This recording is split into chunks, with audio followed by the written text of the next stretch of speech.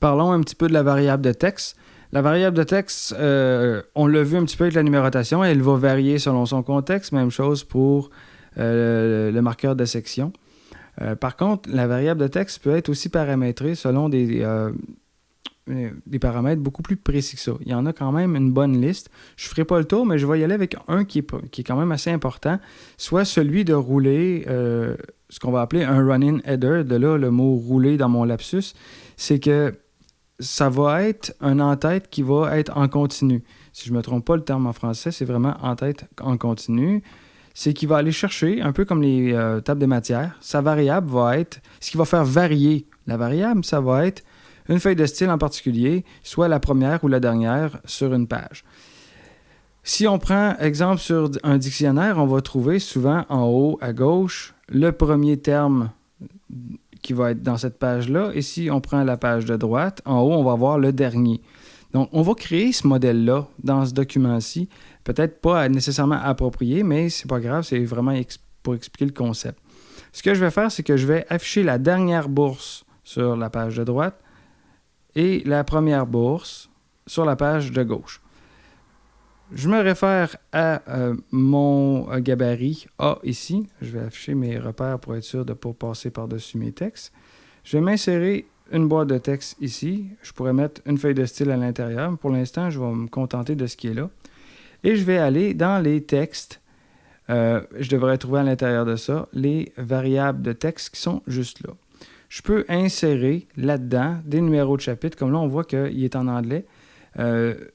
Mais c'est parce que probablement que mon document il a été fabriqué dans un document anglais d'abord. Mais si je vais définir ici, on va voir qu'on est capable de tout modifier ça, même de les renommer. Donc, le fameux run-in header que je vous parlais là, si je vais le modifier, regardez, le type en français, c'est en-tête continue sur les styles de paragraphes. Il y en existe aussi sur les styles de caractères, mais je vais m'attarder au style de paragraphe. Ce qu'on va faire, c'est utilise le premier que tu vas trouver sur la page. On pourrait insérer du texte en avant, du texte en arrière. Et là, je vais y donner ma feuille de style en question. Qu'est-ce que ça va y prendre comme feuille de style? La feuille de style que je vais y donner va être dans la partie ici en bas. Donc ici, j'y donne, va chercher les titres de bourse. Affiche-moi le premier que tu trouves ici en haut.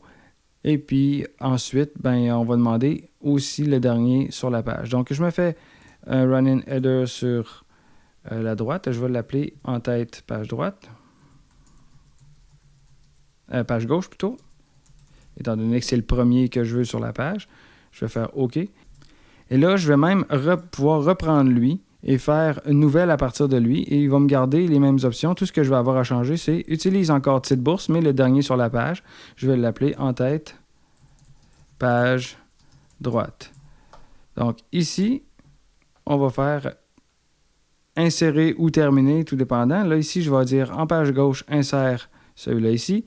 Puis là, comme je suis paresseux un peu, je vais aussi insérer ma page droite, insérer, et je vais faire terminer. Je vais pouvoir prendre celui-là, puis le copier, coller dans l'autre page. Donc, ici, là, j'ai mes deux variables de texte. Puis là, on va voir que c'est quelque chose d'un petit peu particulier. Il y a comme une espèce de cadre tout le tour qui me dit que c'est pas vraiment éditable comme section. Si je veux essayer de sélectionner juste un caractère, ça ne fonctionnera pas. C'est vraiment tout ça qui va être remplacé par les textes officiels. Donc, je vais prendre celui-là. Je vais faire une copie de l'autre côté en tenant Alt comme d'habitude. Je vais enlever cette variable-là. Je vais l'envoyer à droite. Et celle-là, je vais la supprimer parce que j'en ai pas de besoin. Je vais garder celle de gauche. Donc, à partir de ce moment-là, si je vais voir dans mes pages, voir qu'est-ce qui s'est passé, je vais voir qu'il est allé chercher amélioration scolaire et persévérance et le dernier dans cette page-là qui est reconnaissance et sciences humaines qui est le dernier. Ici, citoyenneté. Si je remplace un terme dedans, exemple, si je fais bourse reconnaissance, je l'enlève. On va voir que là, il va y avoir un temps de rafraîchissement, majuscule F5. Et voilà, il va avoir adapté le titre selon ce qui est écrit là. Donc, ça m'évite de toujours avoir à modifier quelque chose. Si mon client me demande de changer un libellé dans une page, là, lui, va se générer automatiquement. Moi, ce que je vous conseille de faire, c'est pas nécessairement de trouver toutes les vidéos sur Internet qui parlent de la variable de texte, mais c'est de vous-même faire ces expériences-là. Ils fonctionnent à peu près toutes sous le même principe. Observez ce qui se passe au niveau de la variable de texte. Allez dans définir, allez voir ce qui se passe en allant modifier celle-ci. Vous allez voir que les types, il y en a quand même plusieurs. On peut mettre des dates de création, modification, des légendes en lien avec les métadonnées qui viennent d'une photo, les entêtes en continu qu'on vient de voir. Le dernier numéro de page, page 1/8, ça vient d'un type comme celui-là. Les textes personnalisés qu'on peut insérer là-dedans.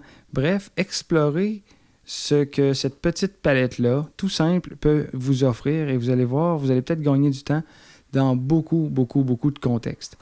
J'ai certains documents où est-ce que mes variables de texte sont appliquées partout à l'intérieur d'une page et en début de document, j'ai un panneau sur le côté où est-ce que je ne fais que remplacer mes textes et ils vont se remplacer là où ils doivent se faire dans les pages du document. Donc, explorer la variable de texte, c'est de gagner énormément de temps et d'avoir une méthode de travail infaillible.